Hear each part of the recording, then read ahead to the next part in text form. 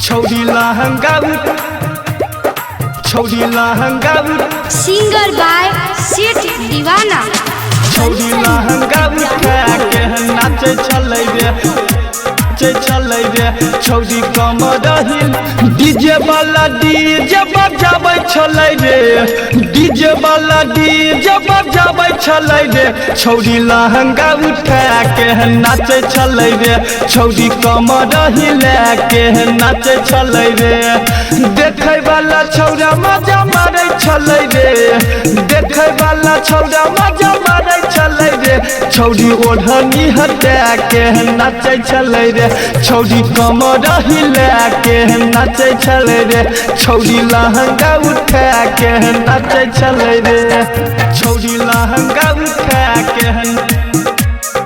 Kanchan singer by सेठ दीवाना।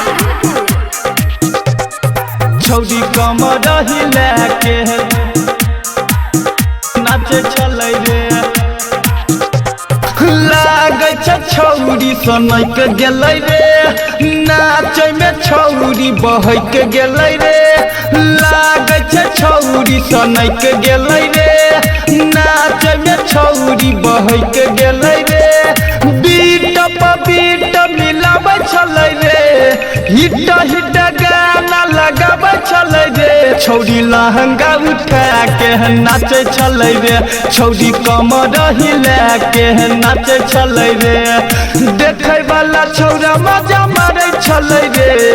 देखै वाला छौड़ा मजा मारै छलै रे छौड़ी ओढ़नी हटा के नाचे छलै रे छौड़ी कमर हिला के नाचे छलै रे छौड़ी लहंगा उठा के नाचे छलै रे नाचे छलै रे कंचन सिंगर बाय सेठ दीवाना।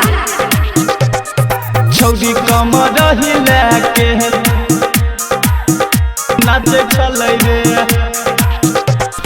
डीजे वाला बेस बढ़ा देलकै मोटकी पतर की हिला देलकै डीजे वाला बेस बढ़ा देलकै मोटकी पतर की हिला देलकै सेठ के गाना लगाबै छलै गे सेठ के गाना लगाबै छलै रे छौड़ी लहंगा उठा के नाचे छलै रे छौड़ी कमर हिला के नाचे छलै रे देखै वाला छौड़ा मजा मारै छलै रे देखै वाला छौड़ा मजा मारै छलै रे छौड़ी ओढ़नी हटा के नाचे छलै रे छौड़ी कमर हिला के नाचे छलै रे छौड़ी लहंगा उठा के नाचे छलै रे रिकॉर्डिंग स्टूडियो सेठ दीवाना।